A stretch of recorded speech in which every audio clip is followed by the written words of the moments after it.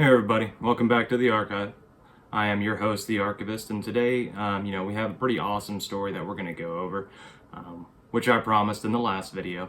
So today we're going to start going over, like the cryptids and the SCP territory, which is one of my favorite subjects. I think it's pretty dope. So as always, be sure to like and subscribe, or I'm going to haunt your dreams. And don't forget to click the bell icon so that you can see these awesome stories as they release each week.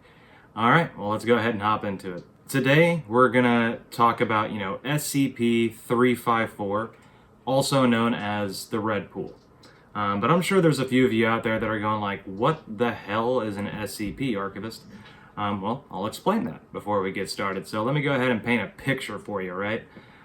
So the SCP Foundation, SCP stands for Secure, Contain, Protect. And the SCP Foundation is an organization that tracks down anomalous and unexplainable phenomena that could potentially put lives at risk. So they are kind of like a hardcore militarized version of the Ghostbusters, or like the people you see looking for Sasquatch or the Loch Ness Monster.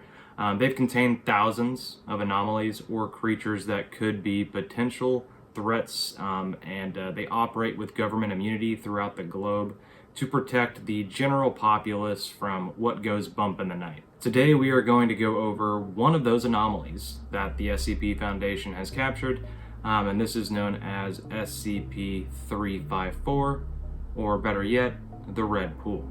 Before we hop into SCP-354, I'm going to go over the military force that was tasked with watching over the Red Pool and basically neutralizing any threats that could possibly happen.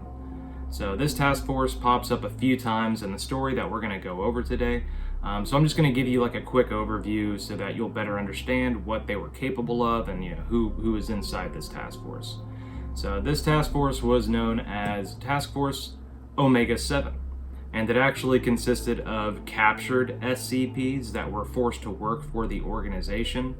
And the members of this squad were SCP 076-2, otherwise known as Abel. And yes, this is the very same Abel from the Bible.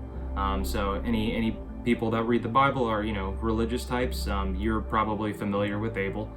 So Abel stands at about 6 feet tall, and he is covered in tattoos depicting like arcane and demonic symbols. Abel is extremely aggressive to any living thing that he comes across, resulting in him killing anything around him. So he's very violent and aggressive.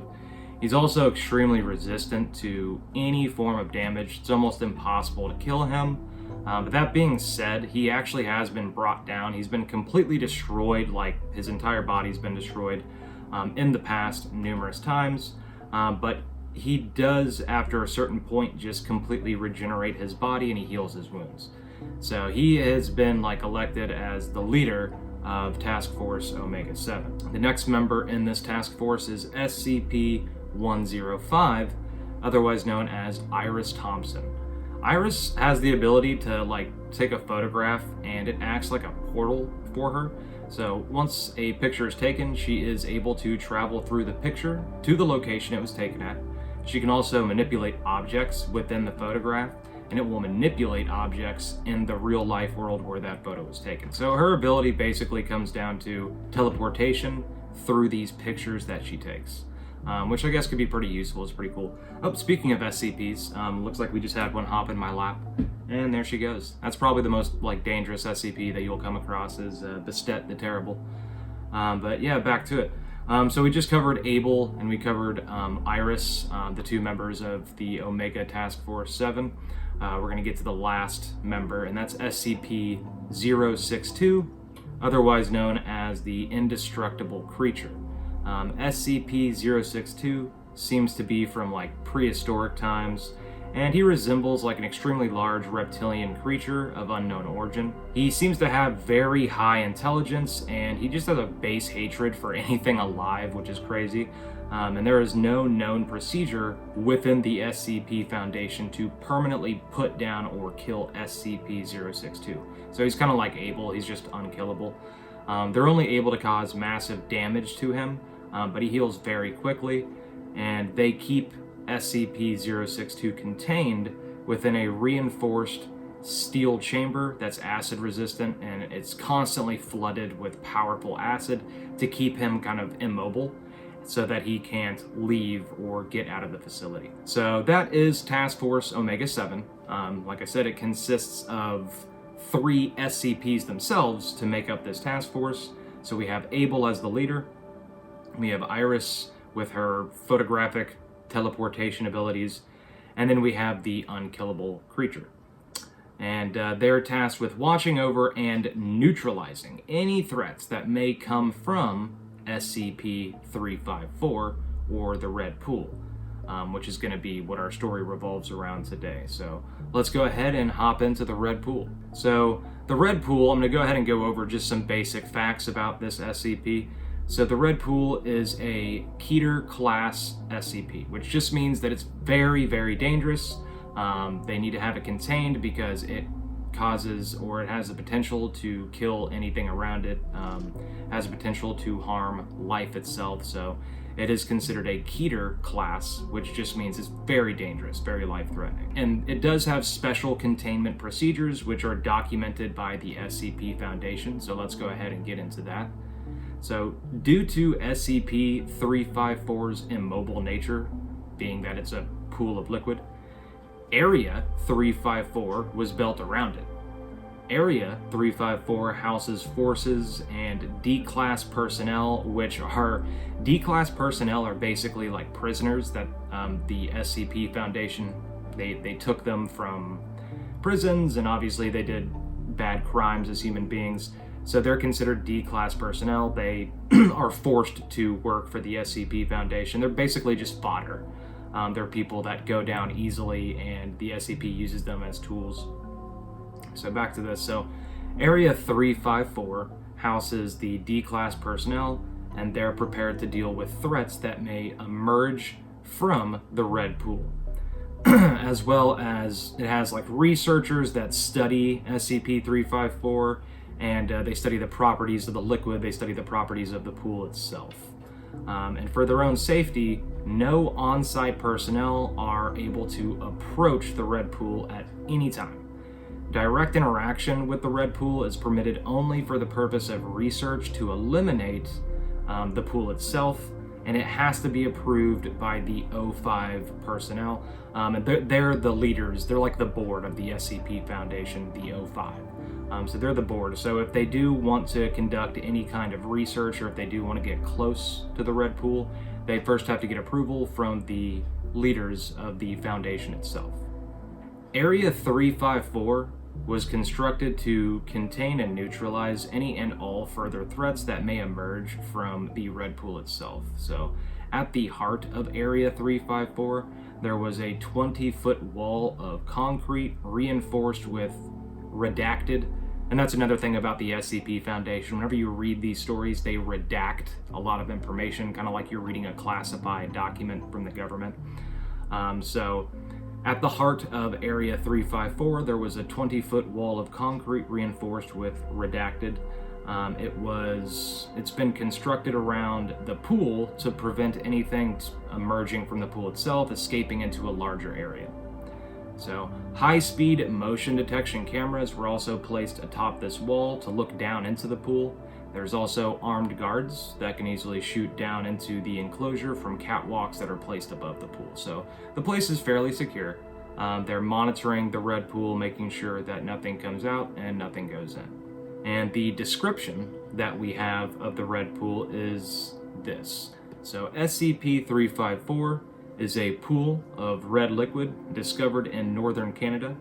The liquid is of a consistency similar to that of human blood, so hence the colloquial name blood pond, but is not of a biological nature. So this liquid is not biological, it just has like the consistency and the color of human blood. The pool does not have definite banks, soil mixes with the liquid until at a certain point there is more soil than liquid, and the ground is just mostly solid. The liquid becomes denser once someone goes deeper into the pool, so the deeper into this red pool you get, the denser and thicker the consistency of the pool gets. If the pool has a bottom, it has yet to be reached. So we don't even know if there is a bottom to this red pool. Periodically, entities will emerge from the pool and attempt to escape from the enclosure. So far, nearly all creatures that have emerged from SCP-354, or the red pool, have been extremely hostile and very dangerous.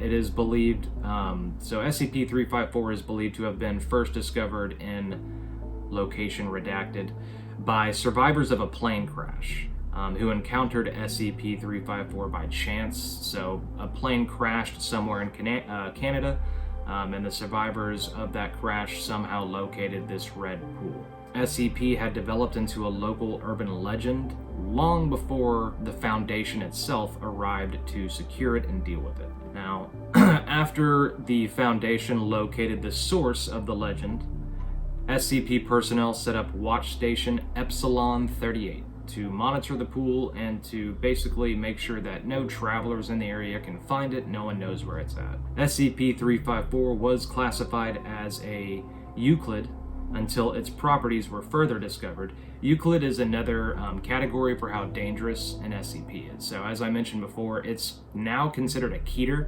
but it used to be considered Euclid, which is like not as dangerous. It can be dangerous, but it's not as dangerous. So it started off as Euclid, then they continued to research its properties, and they were like, this thing is insanely dangerous, so we're going to go ahead and bump up that threat level. Now, at 1403 or 1400 hours on date redacted, an unidentified entity emerged from SCP-354.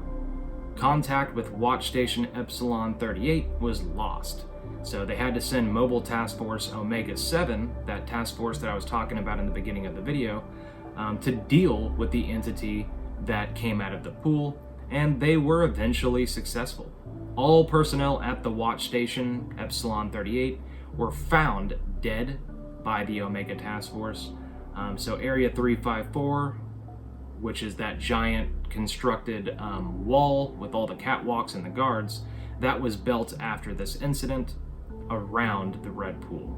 And we do have some documents here. So this is document 354-A1, a partial log of entities that have come from the red pool. So SCP-354-1, original entity which destroyed the Watch Station, resembled a giant bat, neutralized by Mobile Task Force Omega-7. That's crazy. So a giant bat came out of the red pool, and that was the first entity that came out of it that the SCP saw. I mean, I'm sure there's probably numerous entities that came out before the Foundation discovered it. That was the first entity to emerge from the pool after the Foundation took it over. SCP-354-2. This was a bear-sized mammalian creature covered in razor-sharp spines. It was virtually bulletproof, but was unable to escape the enclosure that surrounded the pool, so they were able to neutralize this creature with napalm. The next entity that came out of the pool was called SCP-354-3. It was a black metallic sphere capable of levitation. It emitted concentrated levels of radiation and precise direct beams sufficient to instantly cripple or later result in death of a human being. The head doctor of the facility, his name is redacted, so I'm just going to refer to him as the head doctor. He struck SCP-354-3, so the metallic sphere that came out of the pool, with a sledgehammer, disabling it. So that's crazy. So the head doctor just walked outside, saw this creature walking around, and smacked it with a sledgehammer. That's pretty dope. And whenever he did that, it self-detonated, causing minor structural damage, and it severely wounded the head doctor. He did eventually make a full recovery, and he has been commended for his bravery.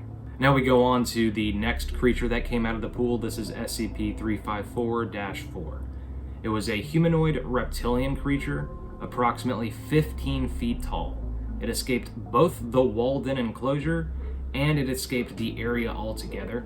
Gunfire caused very little physical harm, and it was highly ineffective to this creature, so they had to send in Mobile Task Force Omega-7, codenamed Pandora's Box, which dispatched and was successful in neutralizing the creature. So that's pretty cool. So this is another example of Omega-7 coming in with Abel and the indestructible creature in Iris. and they just completely took out this humanoid reptilian creature. The next entity that came out of the pool is redacted, so we don't even know what the next creature was. I guess it was so creepy or so harmful or whatever that they just redacted all the information. They have no information on that entity. But that was SCP-354-5. So far we've had 5 entities come out of the red pool. The next entity, which was SCP-354-6, appeared to be a human male of Indian descent. As the enclosure around the pool had not yet been fully repaired, this entity was immediately shot before it even had a chance to escape.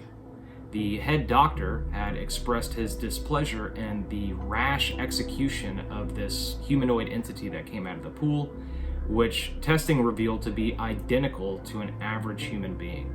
So that's pretty crazy. So far we've had a lot of these weird entities coming out. We had a metallic sphere, we had a reptilian, like Godzilla type creature come out. We had a bear covered in spines and spikes. And then the last one that comes out seems to be a complete identical male to like regular humans. So that's pretty weird. So we go down to the next entity that came out of the pool. So we're still going over the document that is covering all the entities that have left the pool so far. This entity was 354-14. So we're skipping quite a few. We've gone from 354-6 to 354-14. So that tells me at least 7 or 8 entities have come out of the pool that they've just redacted all the information.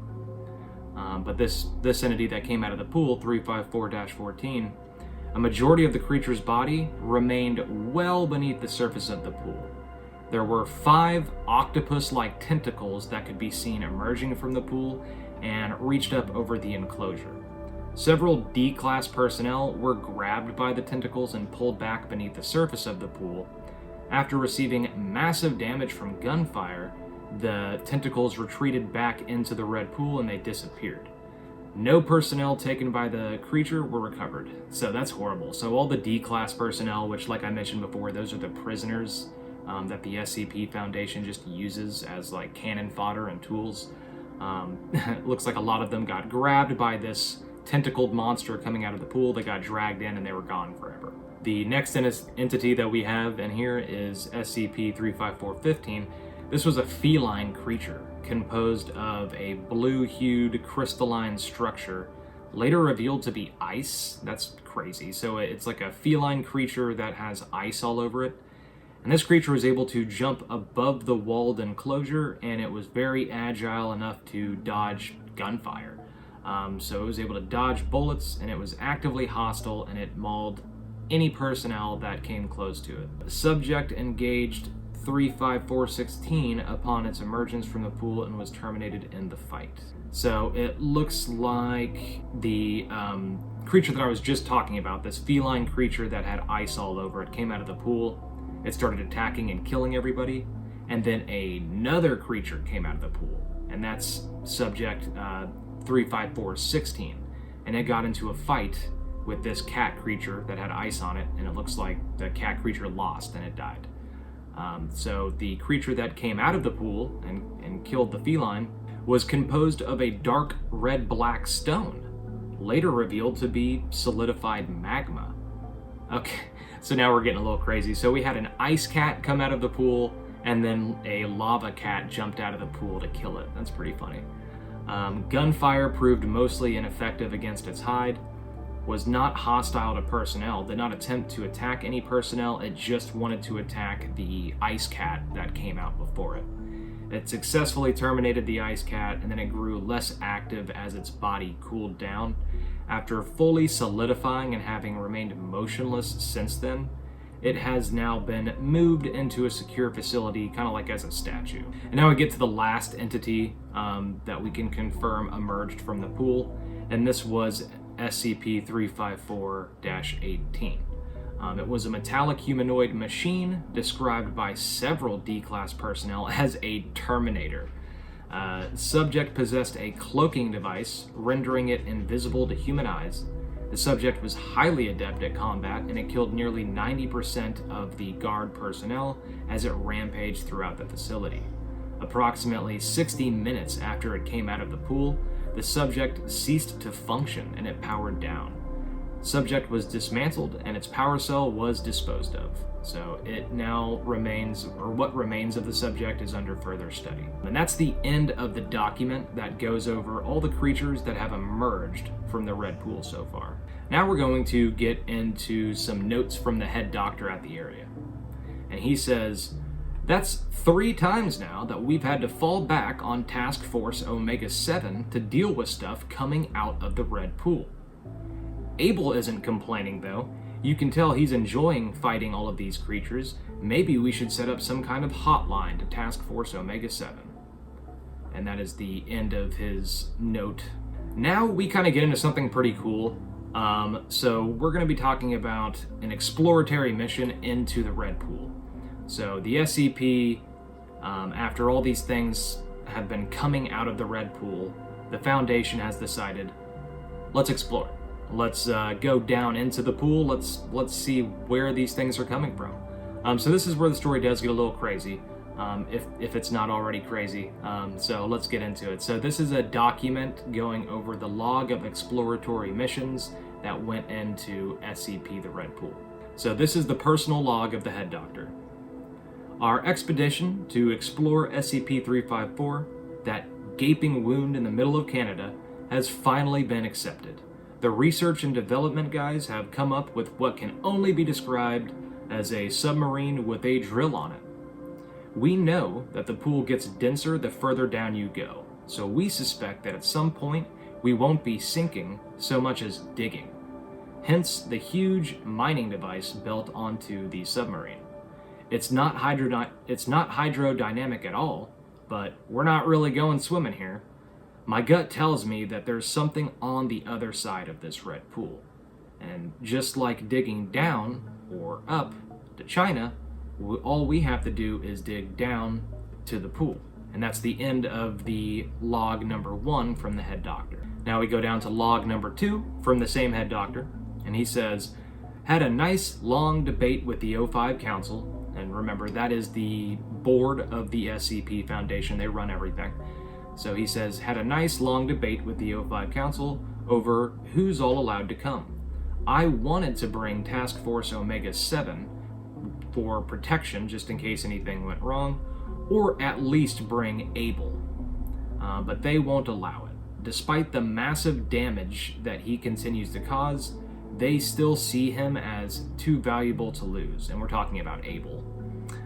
Not that he isn't, immortal or anything. Maybe they just didn't have the guts to ask him to go explore it. Now we come down to the second part of this log, and it says, "Ackler, that ass, he wanted us to take SCP Redacted with us, but I wouldn't allow it.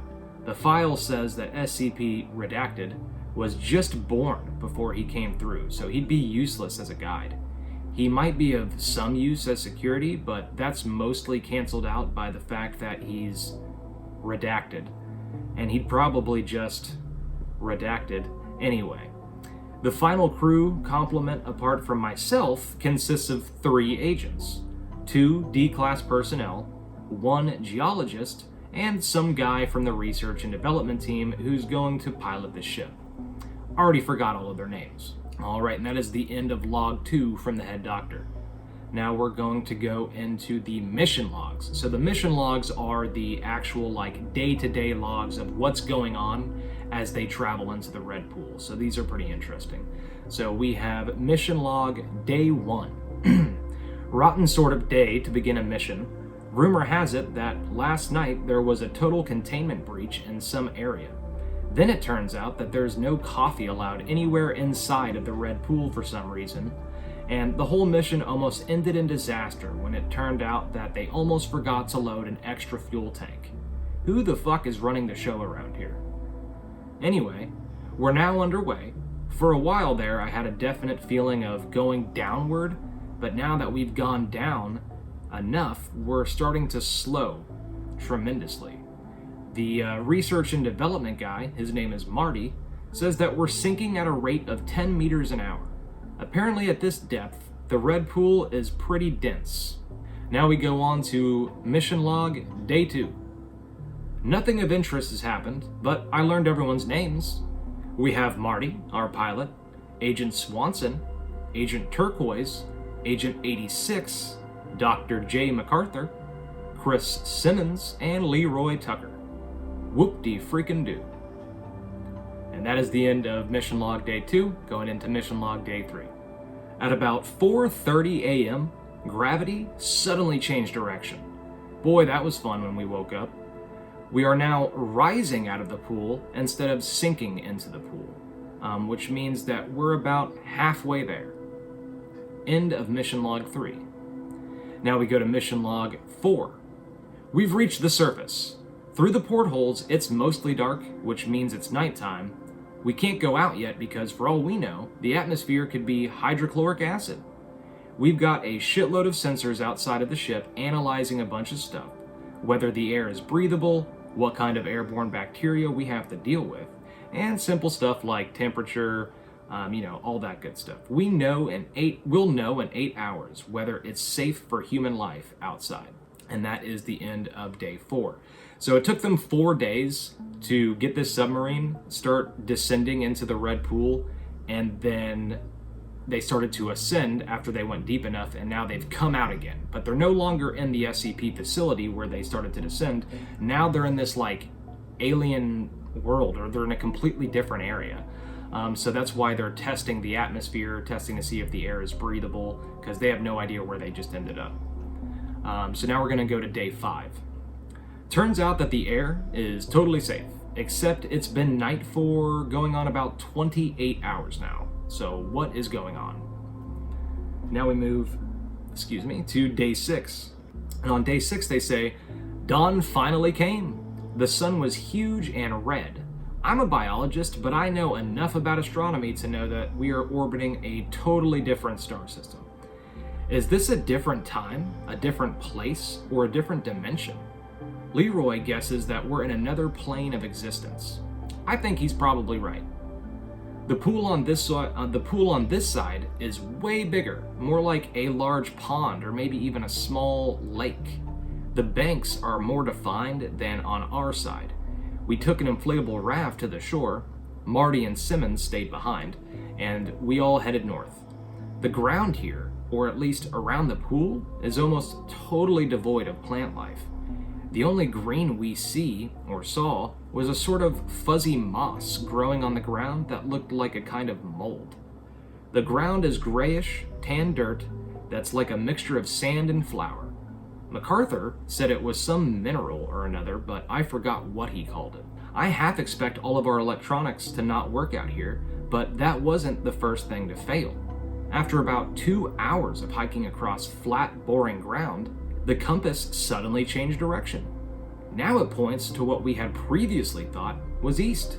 Evidently, this planet's magnetics, even if you can call this a planet, don't work the same as ours do. Not wanting to risk getting lost, we've immediately made a 180 and we're heading back to the ship. We could have sworn that the trip back was less than half as long as the trip out. Tomorrow, we will work out a way of navigation that doesn't rely on compasses. All right, now we get to Day 7. Oh, what a lousy night's sleep. The sun never went down. By my calculations, the day-night cycle here seems to last about 43 and a half hours, as opposed to the 24 hours back home. That's going to take some getting used to. We agreed on a system of navigation. Firstly, we are going to travel only in a straight line to make sure that we can get back to the ship by simply turning around and heading in another direction. Unless we encounter some kind of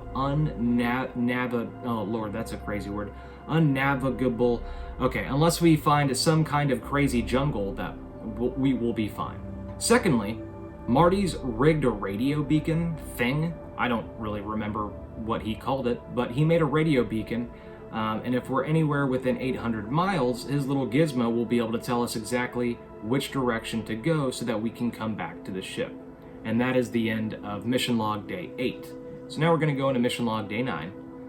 Alright, so we set out a few hours before the sun was scheduled to rise, but when we got to the shore, we found that the green moss stuff that we saw earlier was now everywhere. It has grown in mass significantly. My guess is the stuff shrivels up in the sun during the day and expands at night to suck in nutrients or something. We decided we didn't want to walk through it, so we went back and waited for sunrise. Sun came up and we set out again. The moss stuff was back to its smaller state. It just occurred to me that there's been no wind this entire time in this entire place. The result is dead silence. I'm not ashamed to admit it, but the overall emptiness of this place is very scary. We found an area with none of the moss stuff for a few hundred feet around, and we decided that that would be a good camping spot for the night. The sun is still up, but it's time for us humans to sleep, so I'm calling it a night. Ending day 9, and now we're going to go into mission log day 10. Sometime in the night, which was really daytime, this is going to get very confusing. We were all awoken by some kind of roar. You remember what the T-Rex sounded like in those old movies, like Jurassic Park? Well, it sounded a lot like that, big and reptilian. It was so loud that I was certain whatever was making it couldn't be more than 20 feet away. But when we all got out of our tents, we didn't see anything. The whole area is so flat that we'd see any kind of animal half a mile away, but there was nothing. This is getting scary. We packed up the camp and continued on. After a while, we stopped seeing the moss. Maybe it only grows around the red pool, and the ground became much rockier. In the distance, the land seems to grow more hilly, and I think I see some trees. Alright, that's end of day 10, going on to day 11. The bare ground has ended. Now we're walking across a vast field of beautiful green grass. It almost looks like a well-mown lawn. The grass seemed ordinary enough until Turquoise tripped over a rock and arose to find his hands covered in several dozen bloody pinpricks. Apparently, the tip of the blade of this grass is incredibly sharp and easily punctures the skin. It's no threat to our Foundation-issued boots, but we need to be very careful not to fall on this grass. We came to a tiny stream, really no more than a trickle, and Agent Swanson suggested we could refill our canteens, but Leroy and MacArthur wanted to check the water for something or other first, making sure the water was safe. MacArthur took out some equipment and after a few minutes announced that it was not water, but liquid carbon dioxide, liquid CO2. It's usually in a gas form and never a liquid, but the laws of physics don't seem to be working right here. Now we end day 13, or I'm sorry, that was day 11. So now we end day 11 and we go to day 14. So kind of skipping over 3 days here. I guess they didn't feel like they needed to jot anything down on this crazy mission, but we're going to go into mission log day 14. So haven't had time to record anything for a few days. We made it into an area sparsely populated by trees. The grass there was withered and brown and not sharp enough to pierce the skin anymore. The trees were ordinary, looked like birch, but the leaves were wrong. At some point, we lost Agent Swanson. This place is so quiet that none of us really feel comfortable talking, so we have no idea when we lost him. There's a good 8-hour window where he could have gone missing. We called to him, but none of us wanted to split up and look for him. During the night, a tree fell on one of the agents. He wasn't hurt, and none of the gear was damaged, although the tent that the tree fell on was mangled beyond repair. Agent 86 swears that the tree hadn't been that close whenever he went to sleep within the tent, and none of us can tell what caused it to come that close or to fall. The trunk just snapped. We all agreed not to pitch our tents anywhere near a tree from now on. The next day, which was really nighttime, we heard the same roar from a few days ago, so that like dinosaur roar that scared us. It sounded exactly the same as before, and again, we have no idea what made the sound, and none of us can even agree in which direction that it's coming from. Then it started to rain. We all pitched our tents for the night, this time a whole lot closer together than we had before, and nowhere near trees. MacArthur confirmed that it was actual rain and not liquid CO2. So we were worried that that would have been the case since we ran into that stream of liquid CO2 before. So we set up a funnel to refill our canteens with the rainwater. Leroy donated his tent to Agent 86, and I offered to share mine since it's a little bigger than the other guys. I asked Leroy what he did to wind up as a D-class personnel. And remember, the D-class personnel, they're prisoners. So he said, he did something bad. So he R-worded a couple of people. I think he might have been trying to freak me out, but who knows. Anyway, he's one of the most well-behaved D-classes I've ever met. So I don't think he's going to, say, assault me in my sleep. End of log. Yeah, that would horrify me if one of the agents that I was with on a field expedition was there because he assaulted a lot of innocent people. I'd be like, no, I don't want you around me, especially in my tent. But let's go on to day 17. So mission log day 17. Good God, the rain has finally stopped. Everything is soaking wet, including us, except for the ground. After that much rain, you'd expect it to be muddy as hell, but the ground beneath the grass is barely damp at all. Perhaps the plants are absorbing moisture from the ground more efficiently than the ones back home. We're setting out again. Perhaps the rain awakened some animal life. Now we get to day 25. What seemed to be a huge cliff in the distance turned out to be an artificially constructed wall. That's crazy. It's made of solid, rusty iron, and it stands maybe 50 feet high. To the left and to the right, it goes on farther than the eye can see.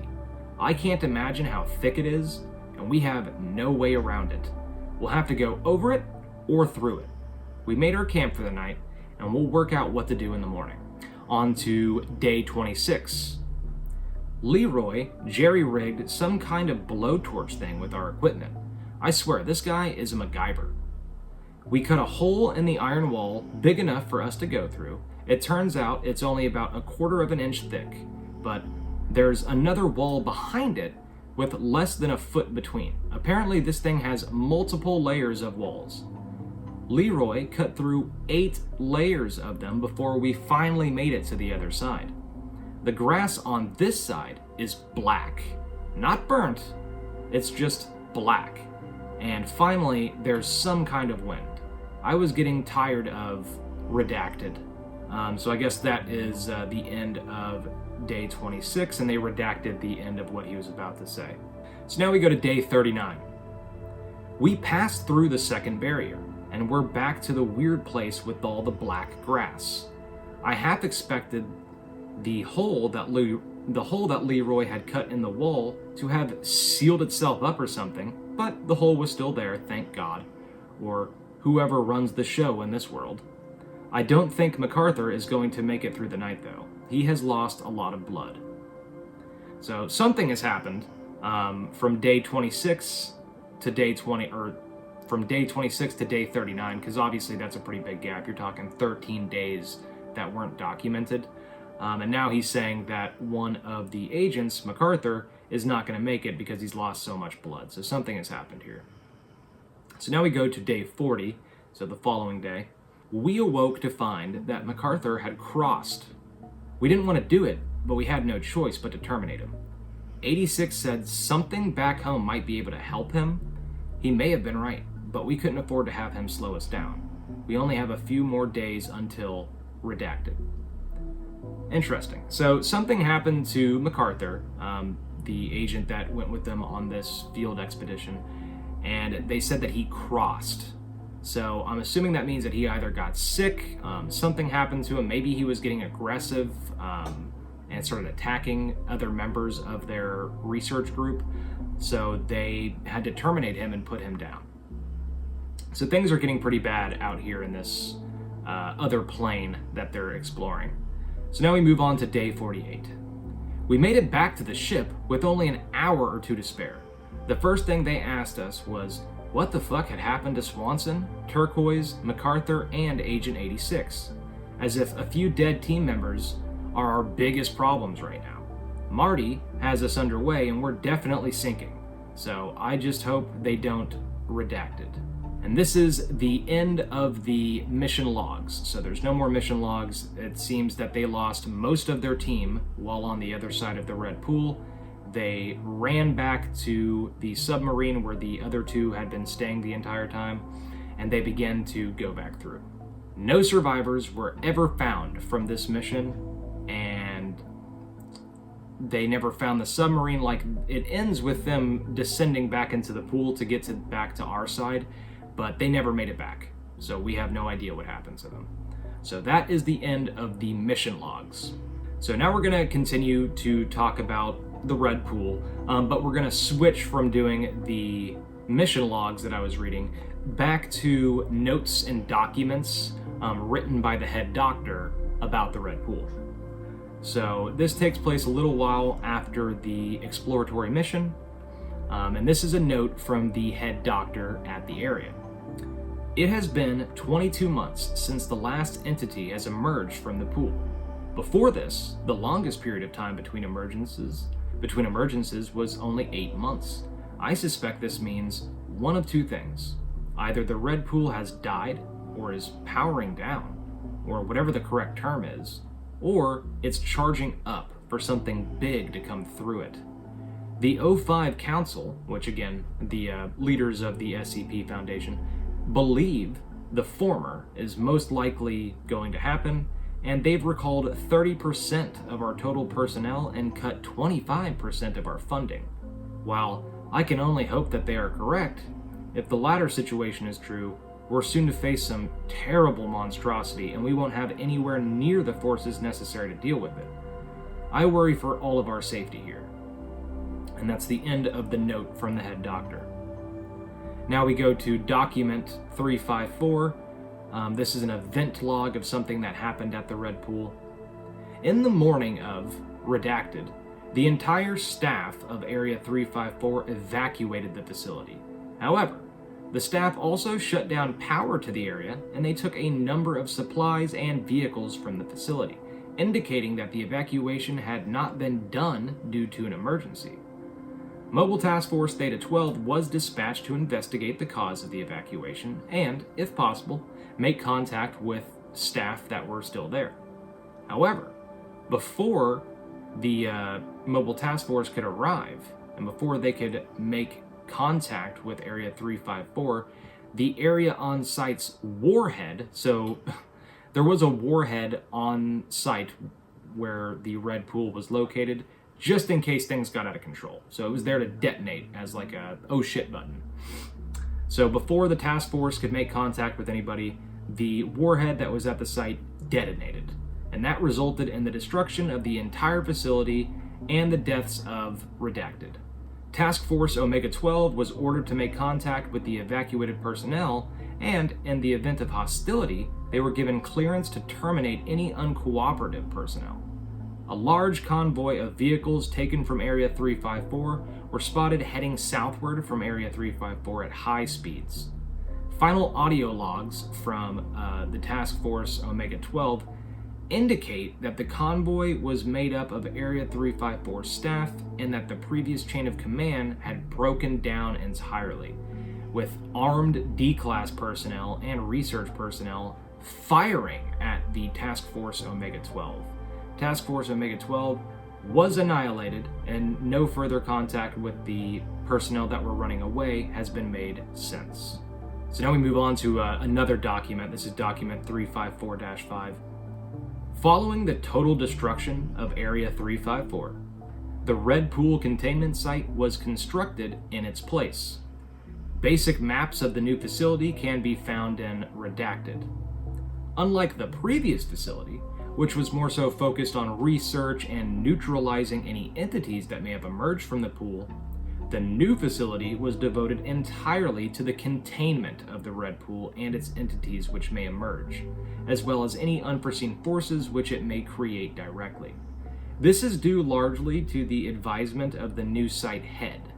His name has been redacted, of course it has, who believes that the events that have transpired in the past were the result of a psychic or mental attack generated by the Red Pool itself. So, the document that I just went over where, all the members, all the staff of the old facility kind of went crazy, started attacking each other, or they attacked the heads, the leaders, and then they all ran away. And I'm assuming they probably detonated that warhead too. They probably set it to detonate as soon as they got far enough away. So they're saying that all happened because of a psychic attack. People just kind of went crazy. Okay, so we're nearing the end of the SCP story here. So I'm gonna go ahead and we have one more. It's a interview between two people. It's the head doctor of the facility and an agent that works at the facility. So I'm gonna go ahead and go over this. I'm not the best voice actor, but I'm gonna give it a try just for you guys. So here we go. I'll also put it on the screen with like captions so that you can, see it a little better. So this is the doctor talking to the agent, and then it'll kind of go back and forth. Is it all right if I record this? Yeah, go ahead. Good. So, let's start at the beginning. What happened at the Red Pool containment site? Well, looking back now, it seems strange that nobody ever suggested that we drain the pool. When the head doctor came up with it, it seemed like such a good idea. Exactly what about the idea was so appealing? Well, it was a way out. The SCP entryway, I've read what it says, it's a joke. It makes it seem like we have the pool under control. I take it that you don't have the pool under control. There's a half-meter slab of reinforced concrete in place over the pool, sir, and yet every time some beast tries to come through it, it gets loose and into the building. People die every single time. I've seen a man's own intestines. Can you imagine what that looks like, old man? So, to you, and of course to the other people stationed at the Red Pool containment site as well, draining the pool seemed like a fine solution to the suffering caused by the Red Pool. Suffering? That thing doesn't just... Please, sit down. This is going on record. So, O5 approved the draining of SCP-354, and then what happened? Well, they evacuated the non-essential personnel to a location a couple of kilometers away, leaving just basic defense crew and the people who'd run the equipment, mostly D-class, plus a few special agents to keep things going. I see. And you were among those agents? Yes. How did they go about draining the pool? Tech guys brought in this big pump thing with all these hoses. We retracted the slab, but what? Well, have you ever had a dream where it seemed so real, but you knew you were dreaming, and it felt like you had to wake up to escape from it? I can't say that I have. Yes, you have. We all have. That's what it felt like when they put the hose inside the Red Pool to drain it. Everything stopped being real. It was like we had to escape right now. And you were the only one feeling this sensation? No! Everyone had it at the same time. It came from the fucking pool. Please, lower your voice. What happened when they activated the pump? We never did. We couldn't. It wouldn't let us. What wouldn't let you? The pool. Please, I'm asking you to lower your voice. Up until now, it's been content just throwing monsters at us. It's been playing with us, but now we have it locked up and we just tried to execute it, so it's angry. Guards, come please restrain Agent Redacted. My buddy measured its banks once and compared them to the photos from its first discovery. You know what he found? Agent grabs the doctor. Guards! It's growing. The pool is growing. It gets bigger and stronger every day, and now we've made it angry. Get your hands off. Sedate him. We'll continue this in the morning, if he's lucid by then. So that is the end of the interview between the doctor and the agent. And that also concludes the story of SCP-354, or the Red Pool.